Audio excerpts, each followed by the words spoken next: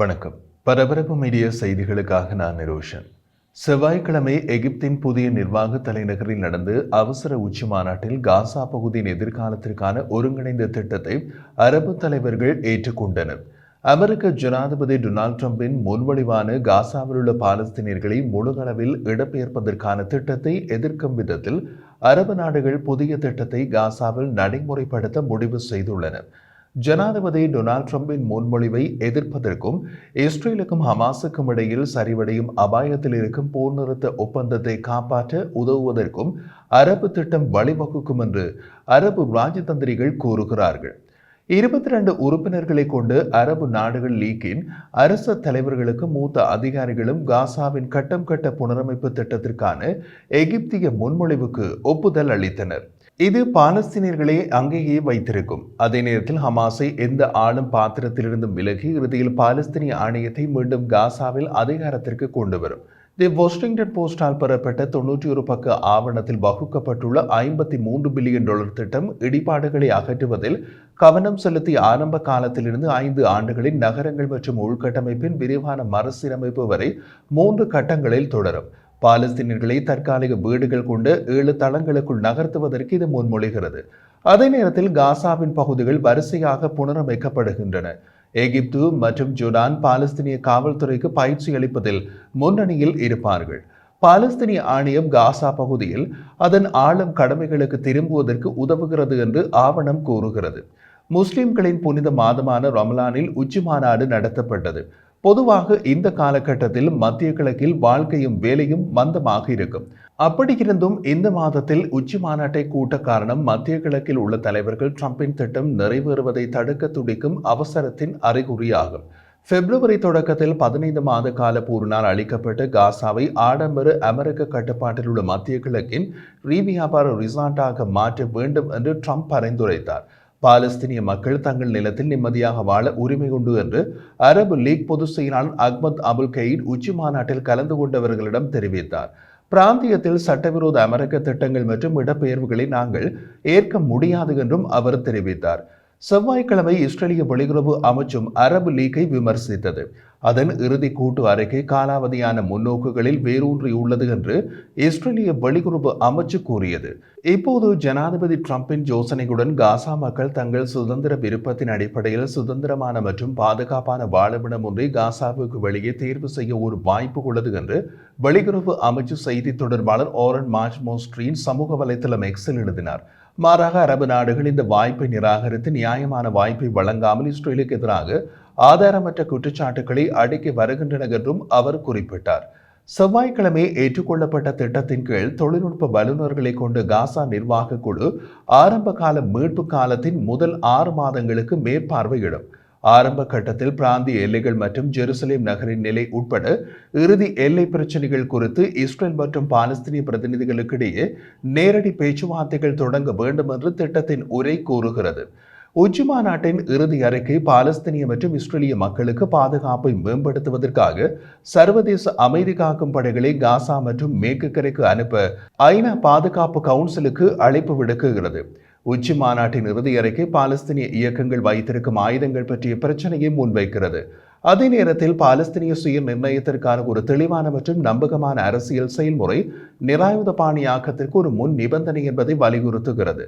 ஹமாஸுக்கு என்ன நடக்கும், குறிப்பாக அதன் ஆயுதங்களுக்கு என்ன நடக்கும் என்பது காசாவின் எதிர்காலம் பற்றிய விவாதங்களில் மிகவும் முக்கியமான ஒன்று. அதற்கு ஒரு தெளிவான பதில் அரபு திட்டத்தில் கிடையாது. இஸ்ரேலும் அதன் கூட்டாளிகளும் ஹமாஸ் ஒரு ராணுவ அச்சுறுத்தலாக அளிக்கப்பட வேண்டும் என்று வலியுறுத்துகின்றனர்.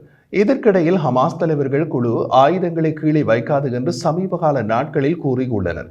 உச்சி மாநாட்டின் இறுதி அறிக்கை சர்வதேச சட்டத்திற்கு முரணான அனைத்து வகையான வன்முறை, தீவிரவாதம் மற்றும் தீவிரவாதத்தை ஆதரிக்கும் நாடுகளின் மீதான திட்டவட்டமான நிராகரிப்பை வெளிப்படுத்தியது. ஆனால் இது இஸ்ரேலிய ஆக்கிரமிப்பை எதிர்க்கும் பாலஸ்தீனியர்களின் உரிமையை தடுக்காது என்று அரபு தூதர் ஒருவர் தெரிவித்தார். எந்த ஒரு பெயரிலும் இடம்பெயர்வதை நிராகரிக்கும் கூட்டு அரபு நிலைப்பாட்டை இந்த கூட்டம் மீண்டும் உறுதிப்படுத்தியது என்று அபுல் கயீத் உச்சி மாநாட்டுக்கு பின் செய்தியாளர் மாநாட்டில் கூறினார். எகிப்து மற்றும் ஜோர்டான் ஆகிய இரண்டும் பாலஸ்தீனியர்களின் பெரும் வருகையினை இருத்தலியல் அச்சுறுத்தலாக கருதுகின்றன. மேலும் பாலஸ்தீனத்திற்கு ஆதரவான பொதுமக்கள் வலுவாக இருக்கும் அரபு நாடுகள் கிழக்கு ஜெருசலேமை தலைநகராக கொண்டு ஒரு சுதந்திர பாலஸ்தீனிய அரசுக்கு நீண்ட காலமாக அழைப்பு விடுத்து வருகின்றன. அரபு வளைகுடா நாடுகள் அமைப்பின் மூத்த குடியுரிமை அறிஞர் உசைன் இபிஷ் இது பற்றி கூறிய போது, காசாவுக்கான நடைமுறை சாத்தியமான மாற்று திட்டத்தை கொண்டு வருவதன் மூலம் அரபு நாடுகள் தங்கள் முன்மொழிவை ஏற்கும் பொறுப்பை ட்ரம்ப் மீது சுமத்துகின்றன. அதன் விதத்தில் இந்த நியாயமான நிபந்தனைகளின் அடிப்படையில் போரை முடிவுக்கு கொண்டு வர ஒப்புக்கொள்ள அனைத்து அழுத்தங்களையும் இஸ்ரேலிய பிரதமர் பெஞ்சமின் நேதன்யாகுவுக்கு மாற்றுகிறது என்று கூறினார். செவ்வாய்க்கிழமை அரபு தலைவர்கள் பாலஸ்தீனிய ஆணையத்தின் பின்னால் அணிதிரண்டனர். ஆனால் ரமல்லாவை தளமாக கொண்டு பாலஸ்தீனிய ஆணையத்தை சீர்திருத்த வேண்டியதன் அவசியத்தினை 22 உறுப்பினர்களை கொண்டு அரபு நாடுகளின் லீக் வலியுறுத்தியது. பாலஸ்தீனிய ஆணையம் பலவீனமான மற்றும் ஊழல் நிறைந்ததாக காணப்படுகிறது. பாலஸ்தீனிய ஆணையத்தின் தலைவர் மஹ்மூத் அப்பாஸ் எகிப்திய திட்டத்தை வரவேற்றார். காசா பகுதியில் உள்ள தமது பணியாளர்களை மறுசீரமைத்து சீர்திருத்தம் செய்து எகிப்து மற்றும் ஜொர்டானின் முறையான பயிற்சியை பெற்ற பின்னர் காசாவை பாலஸ்தீனிய ஆணையம் கைப்பற்றும் என்றார். அவர் பாலஸ்தீனிய தேசிய ஒற்றுமைக்கு அழைப்பு விடுத்தார். காசா பகுதி மற்றும் மேற்கு கரையில் ஒரே ஆட்சி மற்றும் ஒரே அதிகாரம் என்று இருக்கும். பாலஸ்தீனிய அதிகார சபை அதன் நிறுவனங்களை மறுசீரமைத்து நிபந்தனைகளை அனுமதித்தவுடன் வரும் ஆண்டில் தேர்தலை நடத்தும் என்று அவர் கூறினார். முக்கியமாக அப்பாஸ் தனது வயது முதிர்வு மற்றும் அதிகாரத்தை துறப்பதில் தயக்கம் காட்டுவதால் ஒரே ஆட்சித்தலைவரை நியமிக்க வேண்டும் என்ற நன்கொடை நாடுகளின் நீண்டகால கோரிக்கைக்கு அப்பாஸ் ஒப்புக்கொண்டார். மேலும் அவர் தனது அரசியல் இயக்கமான ஃபதாவின் அனைத்து முன்னாள் உறுப்பினர்களுக்கும் பொது மன்னிப்பை அறிவித்தார். இதில் நாடு கடத்தப்பட்ட சக்தி வாய்ந்த அரசியல் போட்டியாளர்களும் அடங்குவர். 89 வயதான அப்பாஸ் கடந்த 2 தசாப்தங்களாக தேர்தலை நடத்தவில்லை. அதே நேரத்தில் போருக்கு பிந்திய காசாவில் பாலஸ்தீனிய ஆணையம் பங்களிப்பதை ஏற்க மாட்டேன் என்று நேதன்யாகு பல முறை கூறி வருகிறார். செவ்வாய்க்கிழமை பிற்பகுதியில் ஒரு அறிக்கையில் ஹமாஸ் காசா புனரமைப்பு திட்டம், முன்மொழியப்பட்ட தொழில்நுட்ப நிர்வாக குழு மற்றும் தேசிய தேர்தல்களுக்கான உச்சி மாநாட்டின் அழைப்பு ஆகியவற்றுக்கு ஆதரவாக குரல் கொடுத்தது. ஆனால் ஹமாஸின் மூத்த தலைவர் மஹ்மூத் மர்தாவி அல் ஜசீராவிடம் சர்வதேச படைகளை காசாவுக்கு அழைப்பதற்கு முன் அனைத்து பாலஸ்தீனிய பிரிவுகளையும் கலந்தாலோசிக்க வேண்டும் என்று கூறினார். மற்றொரு பக்கத்தில் காசாவில் உள்ள இஸ்லாமிய ஜிகாத் இயக்கம் அமைதி காக்கும் படையின் யோசனையை முற்றிலும் நிராகரித்தது. புனரமைப்பு திட்டத்தை செயற்படுத்துவது மிகவும் சவாலானதாக இருக்கும். மேற்கத்திய நன்கொடையாளர்கள் மற்றும் உலகளாவிய நிதி நிறுவனங்களுடன் சேர்ந்து செல்வந்த அரபு நாடுகள் செலவை பொறுப்பெடுக்க வேண்டும் என்று கெய்ரோ எண்ணுகிறது. ஆனால் பாரசீக வளைகுடா நாடுகள் பாலஸ்தீனிய ஆணையத்தால் நிதி தவறாக பயன்படுத்தப்படுவது அல்லது ஹமாஸால் திசை திருப்பப்படுவது குறித்து தனிப்பட்ட முறையில் கவலை தெரிவித்துள்ளன என்று விவாதங்களை அறிந்த முன்னாள் எகிப்திய அதிகாரி ஒருவர் பெயர் வெளியிடாத நிலையில் பேசினார். இந்த அச்சங்களை நிவர்த்தி செய்ய சர்வதேச மேற்பார்வையின் கீழ் பணத்தை ஒரு அறக்கட்டளை நிதியில் வைக்க திட்டம் முன்மொழிகின்றது. பாலஸ்தீனிய அதிகார சபையின் பிரதமர் முகமது முஸ்தபா உச்சி மாநாட்டுக்கு பின்னர் ஐரோப்பாவிலும் அமெரிக்காவிலும் நிதி கோருவதற்கு முன் வரவிருக்கும் இஸ்லாமிய நாடுகள் கூட்டத்தில் நிதி ஆதரவை திரட்ட தனது அரசாங்கம் முயற்சிக்கும் என்று கூறினார்.